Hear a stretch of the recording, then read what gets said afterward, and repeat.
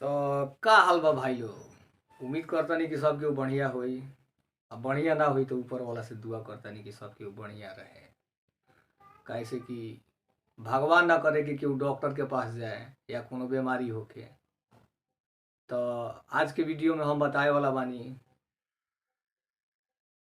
और रोस्ट देवे वाला बानी एगो वीडियो आइल बा क्रेजी भैया के, जौना के टाइटल यानी थंबनेल के नाम ह सामान तोर लटकल बा। ताई हम वीडियो के स्टार्ट करतनी। कृपया हमार वीडियो अच्छा लगे तो वीडियो को लाइक करी, चैनल को सब्सक्राइब करी और जात जात समय में एक छोटा सा कमेंट, प्यारा सा कमेंट करके जरूर जाई, ताकि हमरा पता चले कि हाँ हमारे वीडियो पर जो मेहनत होता वो कितना, वो का कहल जाला कि वो के मतलब कि कितना कारगर साबित होता। ताई स्टार्ट करतनी आज के वीडियो अच्छा लगा तो वीडियो को जरूर लाइक करें, कमेंट और शेयर बिल्कुल करल ना भूलें।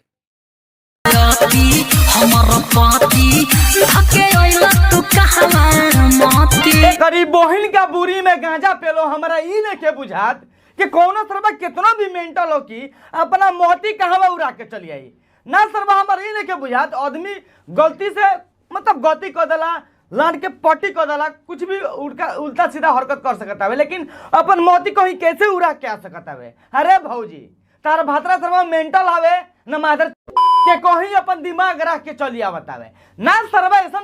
कोइंसिडेंट और ऐसा का एक्सीडेंट हम फर्स्ट टाइम सुनत नहीं कि सरबा अपन दिमाग कहीं आई मीन टू मतलब अपन सब मोती कहीं उड़ा के चली आवत आवे। अगर ये हरकत रही नु भौजी तार भातारा के तो कहियो सरबा उ गाड़ो मरवा के चली आई। जब ओकर तू कछे खोलबू नु तब ओकर गाड़ी में से खून निकली, तब तू जानबू कहां हमर भातारा गाड़ो मरवावत आवे। और एगो बात भाई लोग, जैसे कि तुम लोग हम लास्ट वीडियो देखलो के बोलो, अरे जोन थंबनेल लोग एकरे बात करत नहीं, एकरा में तुम लोग के हाई गाना सुन ले को बोलो प्यार से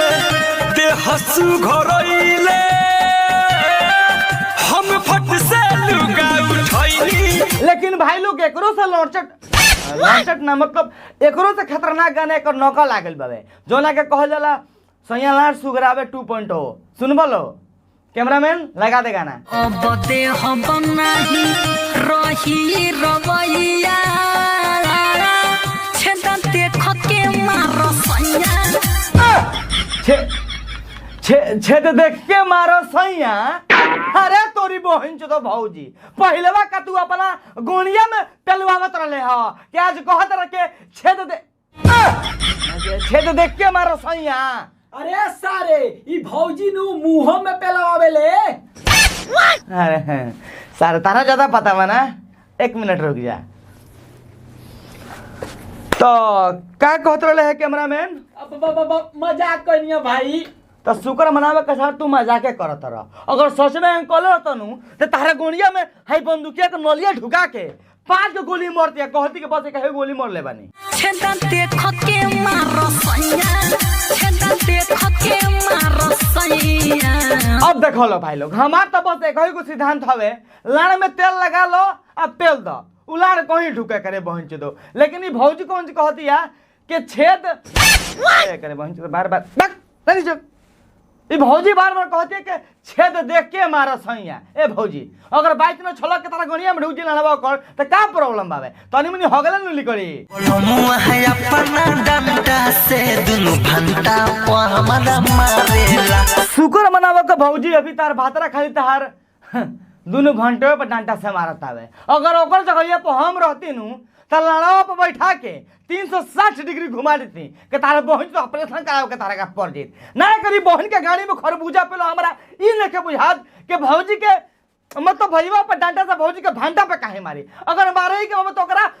पुरिया पे मारी त करे बहन तो भांटा पे मार के का फायदा रे सारावा। पैसा दे के गोद लेबा ढोरी हमर खोद देबा ढोरी हमर खोद देबा। ए भौजी शुक्र मनावा खाई भैया का जगह पर हम नहीं की नहीं तो जैसे का ओकर तू कमरवा पर चढ़ के हरकत करत रहनू अगर तू हमरा संग कर तू ऐसा का हरकत नू तो नीचवा से अपन हैंड ब्रेकवा निकाल के आ तारा गोड़िया में पेल देती ओकरा बाद से ऐसा पेलती नू कि चमत्कार हो जाए तार बहन जदो ढोढ़ी हमर खोद देबा अरे ए भौजी तू खोदुआवा चाहे चोदुआवा ना ओकरा से हमरा कोनो प्रॉब्लम नहीं के आई डोंट केयर ओके बट जैसन का तू हरकत करत रहनू कसम से कहत नहीं केहू के भी लाड़ खड़ा हो जे तारा ई हरकत देख के तनी हाई भोसड़ी वाला का देखलो ना सरबा जैसन का ई हरकत करत हवे लागत हवे एकर दीदिया के पाहुन के बियाह वो तो सरबा कही बात भइल मतलब एकर जीजा जी के बियाह सरबा के जब मारे लो भत्तार तू अनार में दाग धोलेला दुनु मोरी अनार में तो सुन लो भाई लोग भौजी के जौन भातरा बावे तो भौजी के अनार में मारेला तो भौजी के दोनों अनार में दाग हो जाला अरे कैमरामैन हाँ ई भौजी के पेल के ऑपरेशन के खर्चा दे दिकारे करे बहन चोदो के दे करा बहन चोदो ना मतलब सर भाई कौन यार ई गाना मना ना सर भाई एथिक्स बना लाइन बना झांट बना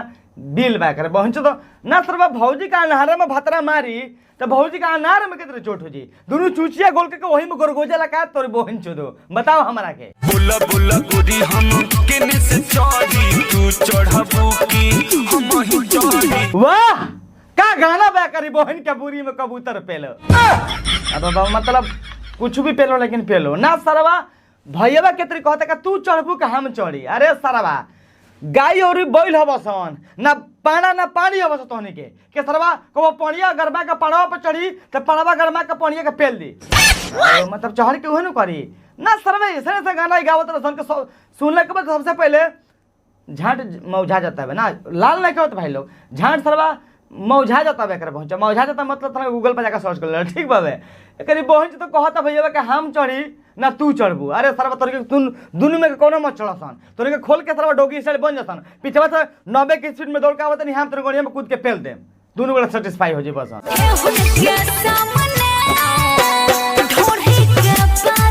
ठेहुन के सामने और ढोढ़ी के पास अरे सरवा ये कौन चीज अरे अरे कैमरामैन ठेहुन के सामने आ ढोली के पास कौन चीज रहेला रे बुर रहेला अरे भोसड़ी वाला बाबा सर कैमरा आज के वीडियो में ये समाप्त करता नहीं वीडियो में कमेंट करके बताइए लोग कि वीडियो के बेस्ट पार्ट कौन लागल है वीडियो अच्छा लगे तो वीडियो को लाइक करिए लोग ना अच्छा लगे तब भी लाइक करिए लोग चूँकि वीडियो बनाने में भैया बहुत ज़्यादा मेहनत लगेला धन्यवाद।